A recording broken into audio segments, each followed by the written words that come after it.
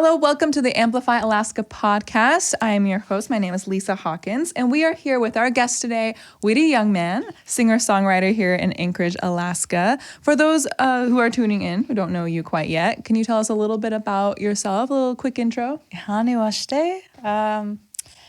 My name is Witty Youngman. I've been in Anchorage for just over 9 years. I am an Indigenous musician who grew up in Arizona, but I am lucky enough to be both Alaska Native and Indigenous from down in the lower 48. Mm-hmm. So my mom, even though she wasn't raised in Alaska, I chose after college to kind of move back up to Alaska and kind of figure out what those roots were like and wanted to give back to the community up here. So when I had the opportunity to find a job up here, music kind of just followed me when I had the opportunities. So it's been a really cool experience, and everywhere that I've been able to travel to and explore in Alaska has just welcomed me with open arms. So thank you for having me today.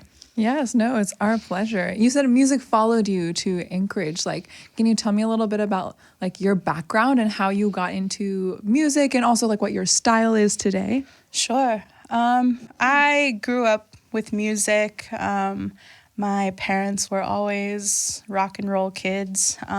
My grandmother, my dad's mom, she played piano. She sang all the time. So I grew up doing choir. I was always singing. I picked up guitar around 14. So I've been playing for about 20 years now. Right around the end of college is when I started performing. I went to school out in Lawrence, Kansas, which was this tribal college called Haskell. And it was my introduction to kind of blues and soul. It's right outside of Kansas City. So about 40 minutes you could go and just check out all of these really cool either big bands, or you could go check out little dive bars where there were these really jazzy, soulful, really small trios that were there every Wednesday through Sunday. And I started doing open mics and kind of put together a really small band. We ended up traveling to Gathering of Nations in 2014, and that was just kind of my first time being I think this is something that I don't want to do for my main source of income, but I definitely want it to be a big part of my life. So even though I didn't stay with that band, when I moved up here, that was just always something that I was going to do, go to open mics and find the music community and just start to get to know all of the people out here. And they ended up becoming some of the first people that I really connected to. They were the people who I started getting to know their names, started hanging out with them on the weekends, really supporting live music. And they were the people that were the first ones to invite me to do shows or to do First Friday events or to do birthday parties or house concerts. You really had to keep showing up and keep supporting the community for them to support you. And I think that was just the best way to really get yourself just diving right into the community and for them to just love you and support you in the same way that you do for them. So. And this was all in Kansas? Where you went to school? that was when I moved up. Well, that too. I think I started down there. I had started with the band, and then we started going to open mics, and then just kind of doing jam circles. And then when I graduated, I had gotten the job out here in Anchorage. I moved up here, and then I actually was working out in Nome for a couple of months, got to know some of the musicians up there, and then just was always carrying my guitar. And that's like the quickest way for people, for like musicians to like notice you, is like they see some like girl walking into town and they're like, oh, she's got a guitar, let's go and talk to her, you know. So and then you just kind of start connecting to the people who just want to see what you got. And you know, it's never really anything to show off, but it's a way to connect to people. So I would say my style is, soul, blues, a little bit of jazz, but definitely originals. I love doing my own version of covers, and it's more for catharsis for me rather than like being in the spotlight or anything like that. I feel like that, like what you were saying about it's cathartic for you, like that really shows in your music. Like, Thank you. I think if y'all haven't heard her play, I totally hear the blues and, you know, jazzy influences. I think the first time I heard you play was actually right down the street from here at Writer's Block. Oh yeah. Like early 2020 or late 2019 even. Maybe, either December of 2019 or January of 2020. And I remember like checking out the, Radical Arts for Women? Oh, yeah. Where they had that like showcase. And I feel like you were like the main closing artist for that month. And I went to check it out and I was like, who is this girl? Like, I've never seen her play. Yeah. And I was just so like moved by your music and like your artistry, because you're not only, singer-songwriter, but you also do more with your craft than that. Like, you incorporate trumpet sounds into your music, you know, through just like, I think it's just like so cool that I feel like very few singer-songwriter artists like get out of that box of like the guitar and vocal. So I feel like I remember feeling really moved by that and kept seeing you, you know, multiple times in the scene after that. And every time it just like gets better and better, and it like keeps me like, I don't know, I feel like very few get me really like invested in the lyrics like the way that you do. Cool.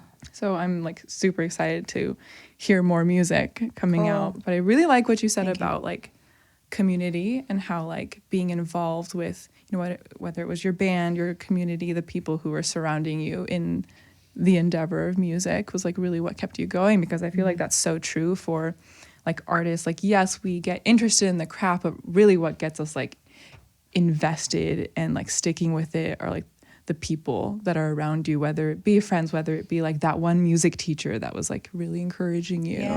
You know, I was actually like talking to a yoga instructor like that I work with. She works with me, and she works as a yoga instructor on the side, and she explained this word. So I was telling her like, yes, the you know, entertaining people is really fun, and getting to play as loud as I want and like being on stage and getting to like sing at the top of my lungs is really fun. Like, getting it out of my system is awesome, because I can't really do that in my my apartment. Right. But it's those like in between conversations that I think are like my favorites. Like when somebody comes up to you and like introduces themselves and says like, I've seen you play before, or like I've watched like your version of this song and it was my mom's favorite song and she like, it reminded me of her. Or like I saw you play at this show, like exactly like you said, like I saw you play at the show, and like I always remember that one time that I saw you, and like I've just never had the courage to come up and talk to you or something. And it's like you get to see just this version of like this humanity like come out of a person, and you get to have this like really real conversation with them as a human yourself. Like, you're just connecting with them on a different level. Like, I'm just a person like you. Like, there's nothing different about me. All that's different is I'm on the other side of a microphone. Like, so so I'm telling my friend this, and she goes, we have a word for that in yoga, and it's called akasha, and it's called like the akasha means like the space in between, and it's basically like describing meditation. Like, you get to the space in between where you're like outside of your body, but you're not necessarily in the ether. You're like going in between like these two different dimensions, and you are passing through. So like, you're passing through like yourself, and this person is passing through into you, and you're having this discussion in like the space in between. So she was, and I was just like that. She was like, you're explaining akasha like right now. And because I was telling her, like, it's not about being a performer, and it's not about entertaining people. For me, it's about like a release. It's like about connecting. It's about community. It's about being out there and getting to talk to people and getting to show them that, like, yes, we have a different type of talent. Like, other people sitting in the crowd might have a different type of talent that I will never be able to explain or ever be able to like experience, but at least like they showed up and gave me a person to like show my little bit of artistry to. So we got to share that little piece of like time together.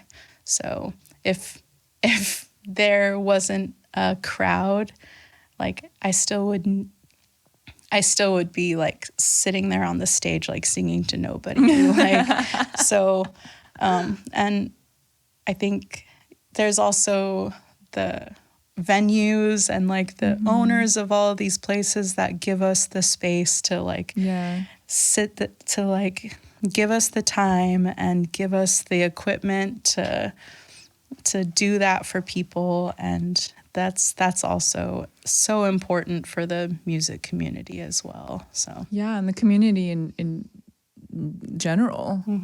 But I think I like what you said about like it is really about those like in between conversations when people come up to you afterwards. Because I feel like, yeah, there is like, even when I'm on the other side of the stage, not in front of the microphone, but if I'm just an audience member, like I'm always like, oh, they probably don't want to be bothered, you know, I won't go up to them, I'm shy. But I do feel like when I do come off the stage and someone does approach, it's like, it's so impactful, like to know that your craft is like reaching somebody or touching somebody, like that's what keeps like us as artists going and like keep waking up in the morning and doing it again. Yeah. And I think that's so important, especially today, because I feel like live performance is such a like, it was only a piece of the pie these days, like for artists. Like there's so much like social media, right? There's a lot of performing for nobody, which, you know, is therapeutic, and like we still do it because we love it, but it can be lonely because there isn't, you know, that interaction that you're talking about. It can be an ether thing where it's comments or likes, and there's like, it can feel kind of empty. Like, you know, there are people on the other side of that, but yeah, it can feel like empty. And I know social media is something that like, you know, you wanted to talk about and are like is part of running a small business. So like, what's your experience with like social media and staying relevant in like today's digital world? Yeah, man, I feel like, especially these days, man, boundaries are so hard to set with like what is too much and what is not enough. Like, you know, you say, okay, I'm gonna make myself a logo, and then they say, well, you should have business cards. Okay, I'll make myself some business cards. And they say, well, you should have a website. And then you say, okay, I'm going to have a website. And then you say, well, you should have every social media platform there is. And then it's endless. You put it on Facebook, and they say, well, it should be on Twitter, and you should have a video and a reel, and like it should be everywhere, and you should be trying to capture not only people in your age group, but in the lower age groups and the higher age groups. And, you know, it has to be appropriate for nobody and yet everybody at the same time. So, you know, you can't offend anybody, but there are some people who want to offend everybody and stick out. And that it's like you have to decide who you're going to be and what you're going to say before you even start to design what you are going to be or what it's all going to look like before you get started. And so like a brand. Yeah, exactly. Like a marketing and strategy. It's smart, and it's also really, really tough to do when you want to do all of that by yourself. Like I knew from the get-go, if I was going to do this, I was going to learn it all, and I was going to do it really in a very smart and slow way.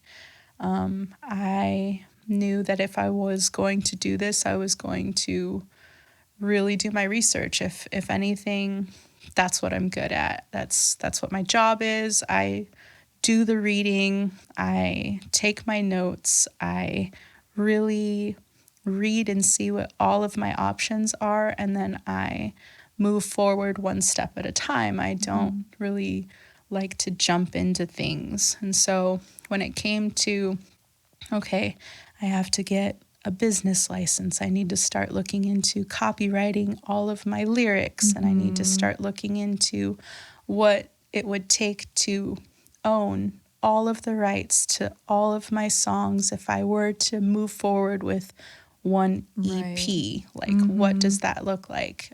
What are the legal, like all of the stuff that I never thought I would ever have to worry about, because before I was like, music is just what I do for fun. Like, I never want it to be my job. And now that it's like, you should probably try and take it seriously and just see where it goes. Just see what it could be. Like, just try it, and just so you can say that you did it and that you learned it and you did it correctly, and that you now have done it. And so, yeah, last year was the first year that I started learning how to work through all the stuff. I actually am working with Frostline Studios, which is where we're at.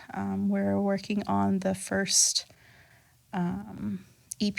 So it'll be called Forget Her Not, which was the first single that we released last year on Missing Murdered Indigenous Peoples Day, which was May 5th. And we are getting closer. I'm still crawling, but you know, I can at least say that I'm doing it all myself. And like, I do have friends who are there offering me guidance and who are so helpful at answering questions of like what to do next.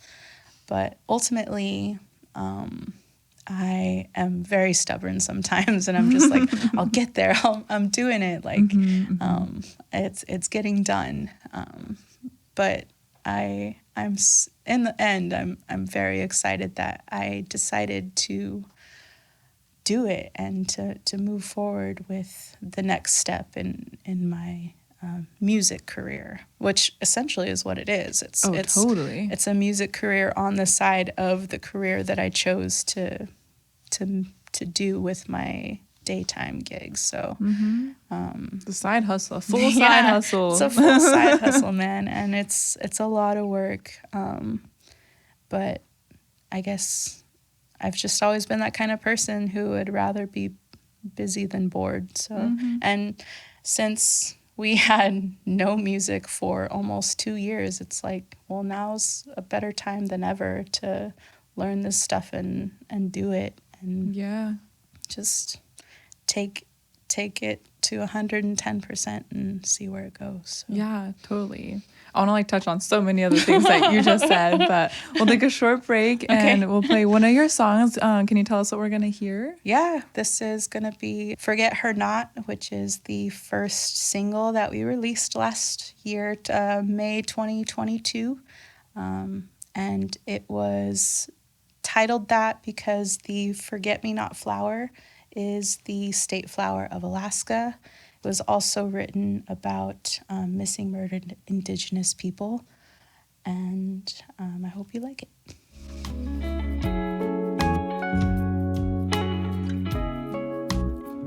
Oh, sister, your soul feels so very far away. Oh, sister, tell me, has your beauty gone away to stay?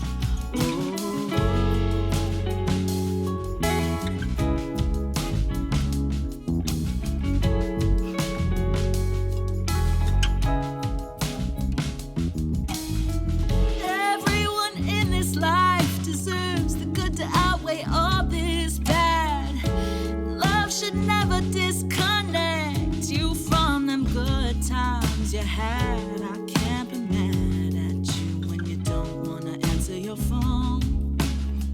My heart is sick of worrying if my little sister gonna make it home.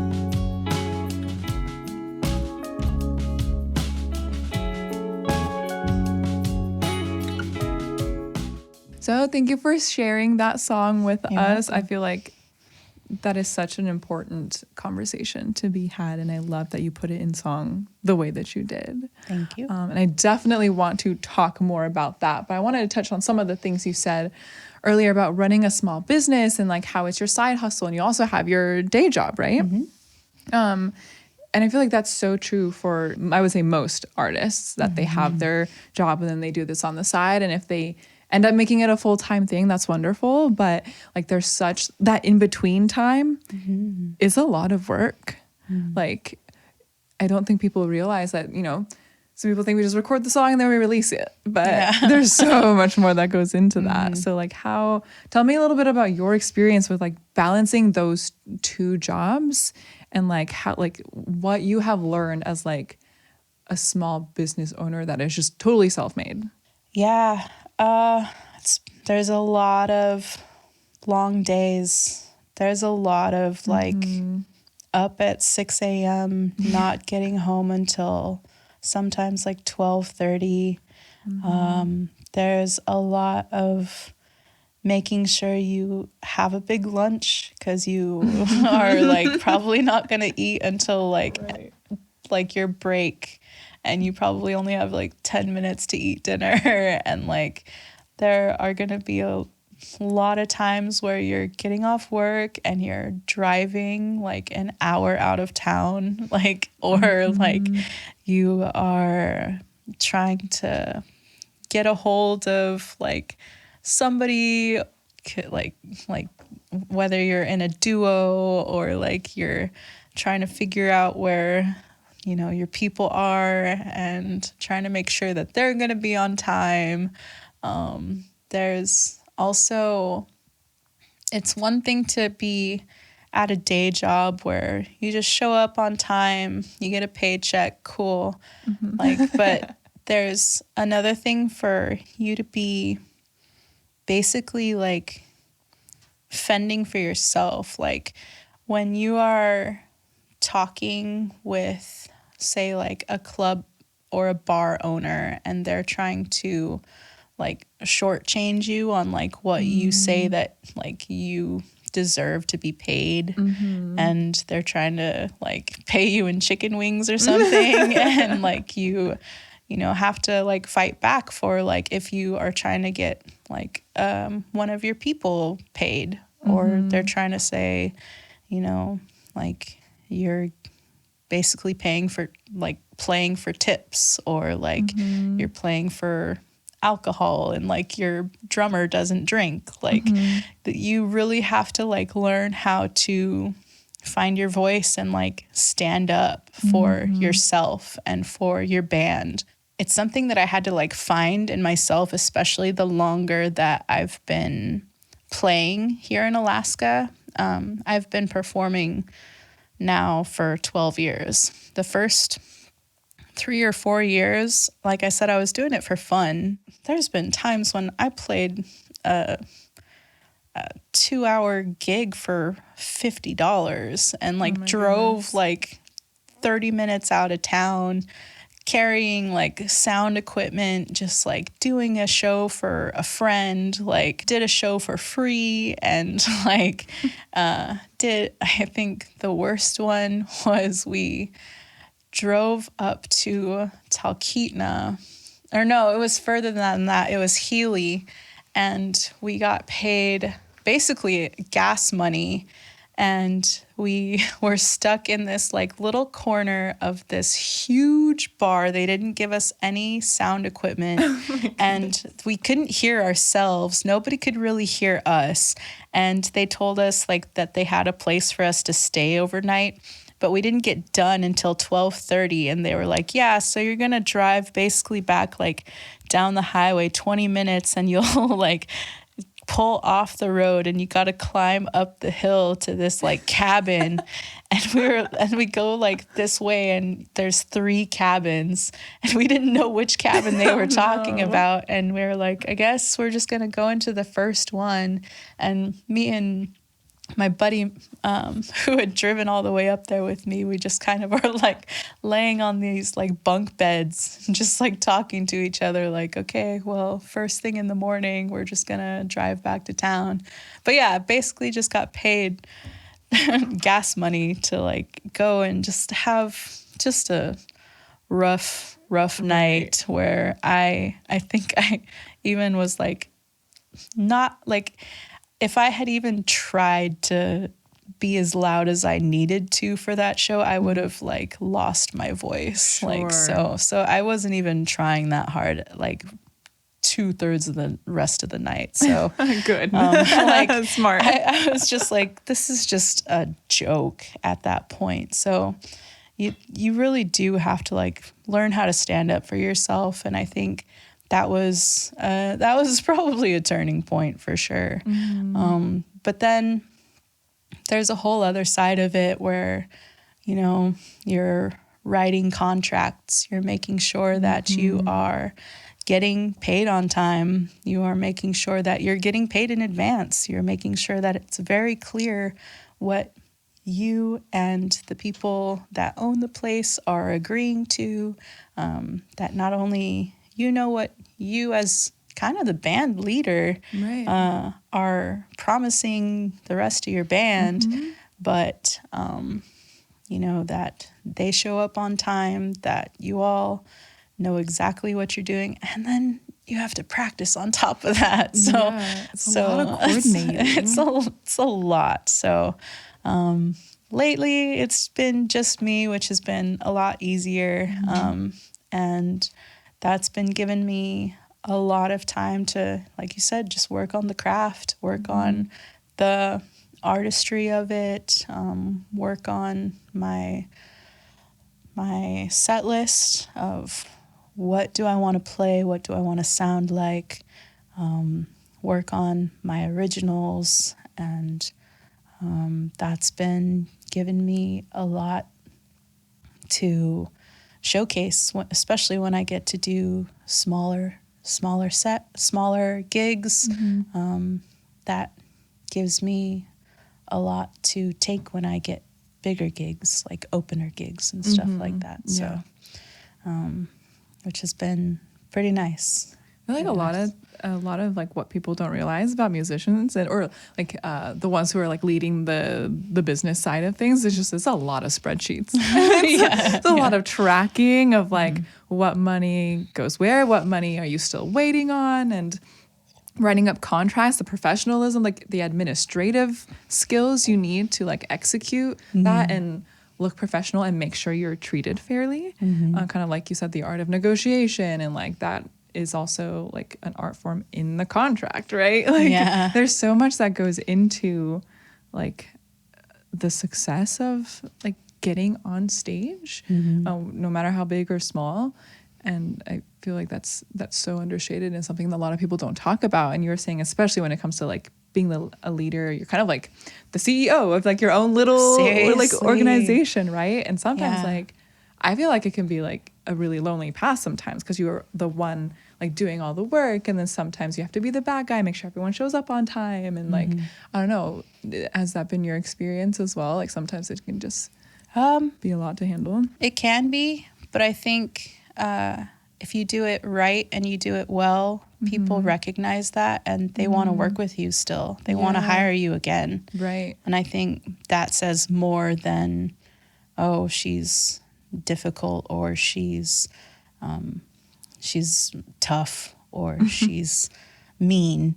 Like it says she gets the job done and she'll be there on time. And, oh, we've hired her before, and they set up and they cleaned up after themselves, and they were easy to work with. So, I've heard that a lot more than, oh, she was difficult, or anything else worse than that. So I feel like being really on top of communication, to especially the people who are hiring you, is so important. And I feel like a lot of people like are unresponsive with emails, because I feel like emails can be sometimes a lost art form in the world of text and social media, Instagram, DMs. We're like, oh yeah, we have email too. That's why they say only make friends with, like, only play music with people that you would want to be friends with. I've seen it before though, like where they're in like cover bands with people they would not be friends with, and it's just difficult. Like they play good music together, but they are not friends, and it's like I would never put myself in that kind of situation. But I get it, the business side of things. It's just a job, and I think that's when I knew, like, I would never turn this into a job like that. So keep it fun, keep it smart, keep it simple. It's very clear when you keep it like that. So and it can show in your music too. I feel like when you guys have that like bond, there's something unspoken within the music that has like a little bit of sparkle, when you can see that there's like a connection within like the band or a duo, whoever it may be. And I know I want to go back to the song Forget Her Not and what it talks about. I know that's a cause that's very important to you. And I know you're playing up in Nome to bring awareness to this issue as well in May. But yeah, I just kind of wanted to like throw that question out there. If you want to tell us a little bit more about the song or like your experience with that cause. Yeah, the song Forget Her Not was very much based around a personal story that was relayed to me. And it started off with a poem, because I started off in poetry. So lyricism has always been the base of where I start when I start writing. It's if I don't feel like I have said what I mean to say correctly, then I will work on the lyrics until it's right. And then I try to make the music reflect kind of the vibe of the lyrics. So I always start with the words, and then the music will kind of mold and shape to the words that I'm trying to say. So that's how Forget Her Not came around. Is it started off as a poem to a very good friend of mine who was in a very bad situation, and she's happy, healthy, she's married, and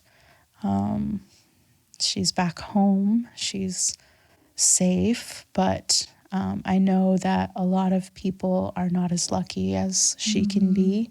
And I remember a lot of times when there were just times when she just wouldn't answer her phone, and I was really worried about her. And so that was kind of the theme of like, you know, I'm worried about you. Are you ever coming home? Like, you're not answering your phone. I can't really be mad at you because I know what you're going through. Like, but also just give me a call when you get home. Like, I think I said, like, the lights are on, but you're not home. And it's kind of like, I see you, but you're not there. Like, you're the beauty's still deep within, but I can see that you're so very far gone. And it's like, I still see you. You're still there. You're still here, but you're not. You're fighting because you don't think that you can trust me to tell me your story. And it's because she was one of those people who was told that nobody was ever going to believe her. And I think that was one of the reasons why I wanted to write that song, is because I am one of the people that says I believe her. I believe survivors. I believe whatever story you have to tell, whatever they say, like, I will always listen. Like, and I never want another person to feel like that ever again. So that's kind of where the song started. And then I started writing the poem, and then the guitar started floating around that, and then it just kind of started coming together. The song does say sister, like sister, like, but really I wanted eventually to pull gender out of it. What we ended up publishing is specifically toward females, but it would be nice eventually to either write another version or just a whole nother song that has nothing to do with gender at all, just to like all survivors out there, like any story out there, I will always listen to, and like I will always believe any survivor like that has had to go through any kind of trauma. It's just terrible how much of that happens every day, and how many of them never see justice. And so much of it happens in Alaska that we even have TV shows, and we have like people speaking up, and we have protests happening, and we have lovely people, you know, taking photos and speaking out on social media about it. Like, we are trying to raise those voices now and trying to make a scene of it, and we're trying to I'm just trying to be another one of those people that brings the whole MMIWG 2S platform to the forefront. So I'm hoping this song will bring it to the forefront in just like another different, beautiful way. So yeah, and I feel like there's definitely a shortage of music that talks about something like that. And I love how you gave us like a little like peek into your process and how it came along, because that's super cool. I feel like how you start with poetry and lyrics like really shows in that song and in your music in general, because it is the words are like what's really captivating, and like how you put your guitar to match that vibe like is exactly how I would have described your music too. So that's really, really cool. And what you said about like taking gender out of it, I think like I said, there's definitely a shortage of songs like that. So like would love to, you know, hear whatever you put out in the future, you know, along that topic. Because as someone who has like grown up here, I feel like just in these last few years alone, this issue has like been brought to a lot bigger awareness, with it being featured in like on bigger platforms like TV shows. I know Alaska Daily's out right now. But in a way, like putting it on those bigger platforms definitely brings awareness to it, but in a different light. So like, what are your thoughts on how it's becoming kind of part of a bigger conversation, a bigger topic, kind of even, I don't want to say Hollywoodized, but like the issue is definitely being brought more into like the mainstream light. I think the more that we are talking about it, the more people need to start really looking into the actual questions that should be being asked about it. They should be doing their research and should be looking into what we actually should be saying and what we should actually be like what the answers should really be to those really tough questions. I know that difficult discussions are really hard to answer right off the top of your head.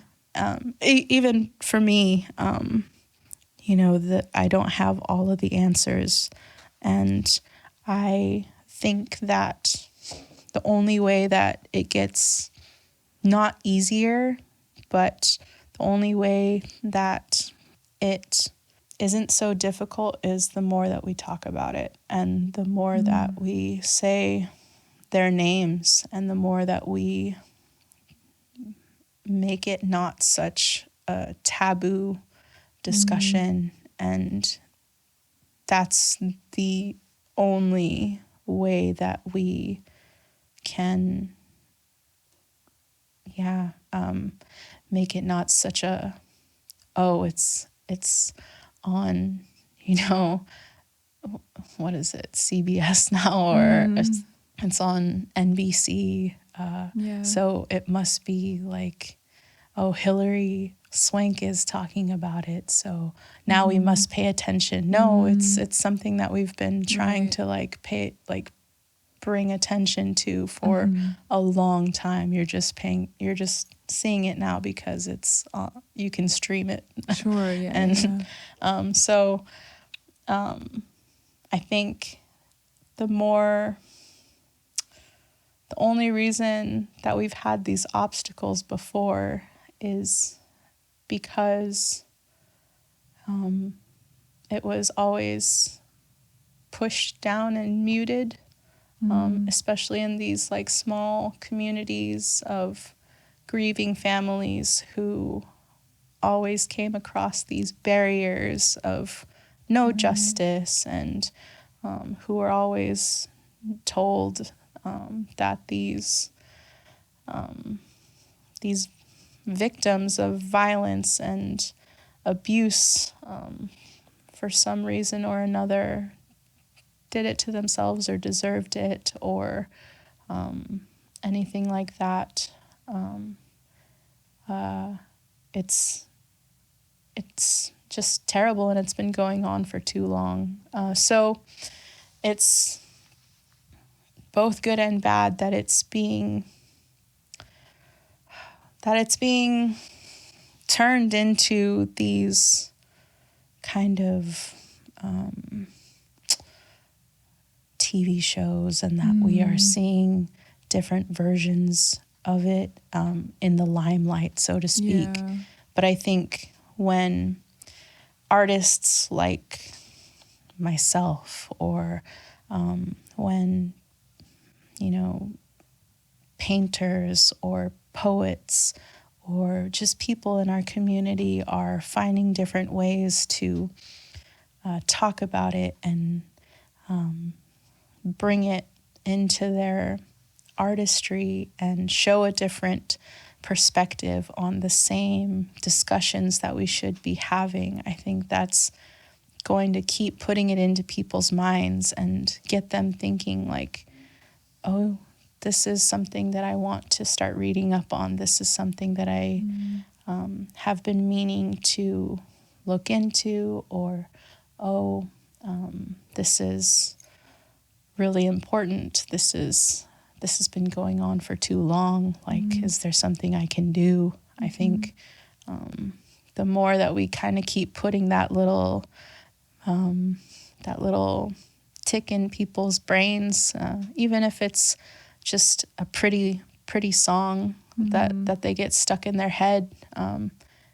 It can only help the cause. So I would argue especially yeah, those.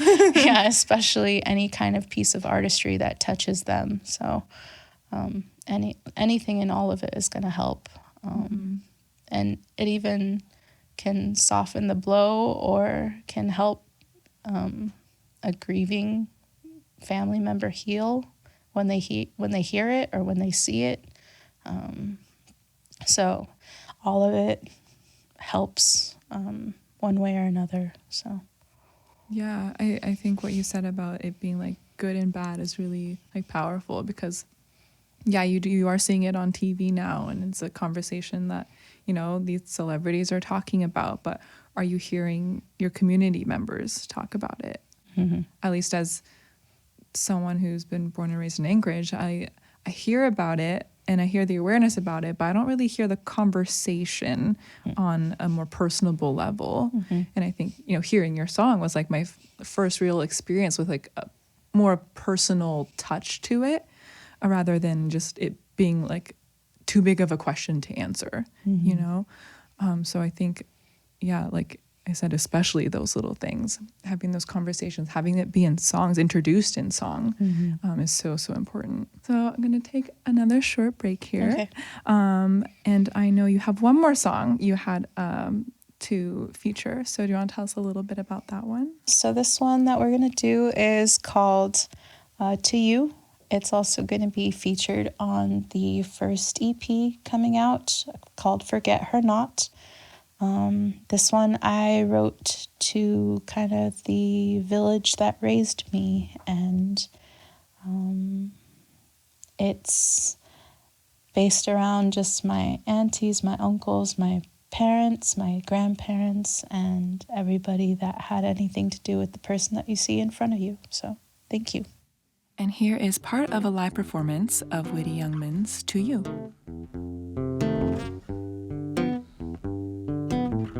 You dealt with me in all my attitude.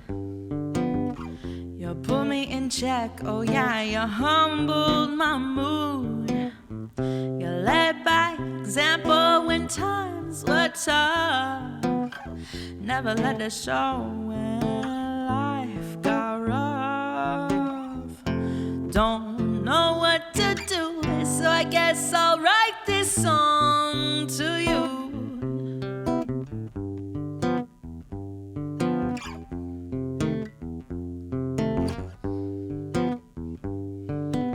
All right, so we just listened to You. I know you said it was kind of like a letter to the village that raised you. Yeah. Can you tell me a little bit about that? I'm really curious. Sure.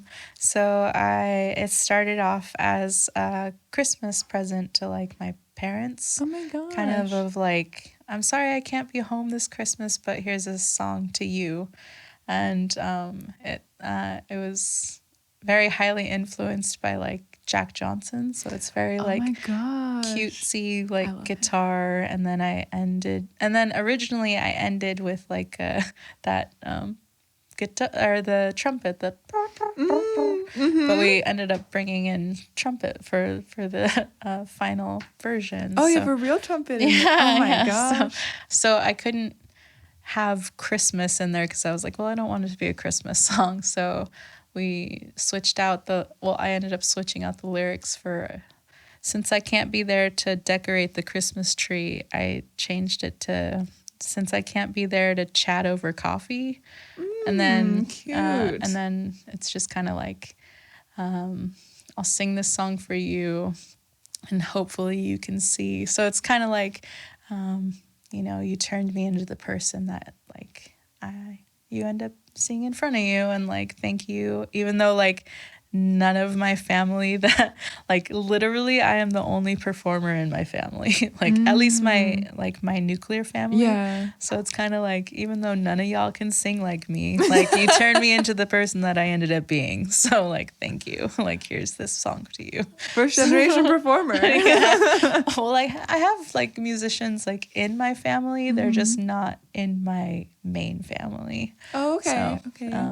But yeah, so that's kind of what the song is about. That's so cute. That is super cute. Oh my gosh. Like I feel like I'm imagining like the family receiving it and just like And I love how you like changed it up to like make it applicable to anybody and at any time. Sure, yeah. Yeah. So you said you're releasing an EP called Forget Her Not. Forget Her Not. Coming out sometime soon. Sometime this year, yeah, we're hoping. We're very much perfectionists, so we are finishing up the final vocals probably within the next couple weeks, and then it'll go to final mastering. So not... Keep your eyes peeled, everybody. Yes. Very soon. What else is next other than the EP? So as of right now, we are in March of 2023. Right now I'm just doing some weekly gigs. I am playing at Orso downtown every Tuesday night, and then I play at Inlet Pub House every Thursday night. I have pretty random gigs every once in a while. I do some traveling here in the next couple of months. Like I go to Nome and I go to JUNEAU, and then I'm hoping to do some festivals this summer. But for the most part, You're busy. Just staying in town and being me. Yeah. I remember I was saying earlier when I saw you for the first time, I think I went up to you and I was like, tell me more about you. And I asked you, like, how often do you gig? Because I had just formed Pipeline at that point. Yeah. And so I was just like, tell me everything. And, you know, like what you said about like the frequency of how you perform, your experience in like the Anchorage music scene really inspired me to, you know, like get out there and, you know, put the feelers out there for gigs. So I love that, like how consistent you are. I know like you have another job, but like from an outsider, like you wouldn't know because you look so busy, like successfully just gigging around town and also out of state. And like it's really, really cool. Thank you. Yeah. And I want people to be able to follow you if they don't already. So where can they find you? Sure. So I just started, like I said, the small business is called Badfish Ruka. So you can start checking out any of my social media is going to be all at Badfish Ruka. That's BADFISHRUCA at all of the social media platforms. You can also look up at YouTube, Facebook, at Witty Youngman, that's WITTY, Youngman, YOUNGMAN, and then that's badfishruka.com. So I try to keep that updated with all of my gigs, and then it's got like all of my notable shows from like as far back as I've been just doing my thing. So if you want to go back and see like cute like little videos of like things that I've done in the past, that's where it is. So nice. And if y'all follow Amplify Alaska, she's tagged in many of our posts as well, so you can find her that way. Well, thank you so much for joining us. Oh, thank you. And if you guys want to catch Witty, again, we have an event coming up in JUNEAU on May 20th at the Crystal Saloon. So more details to come on that later, but we're super excited that Witty is going to be there joining us. So thank you again, Witty, for coming on this podcast. Thank you for having me. Hey, this is Lisa from the Amplify Alaska team. We have a fundraising event coming up on May 20th, 2023 in JUNEAU, Alaska at the Crystal Saloon. And many of the artists that are interviewed this season are going to be showcased at the event. So check out more details at amplifyalaska.org. And thanks for listening.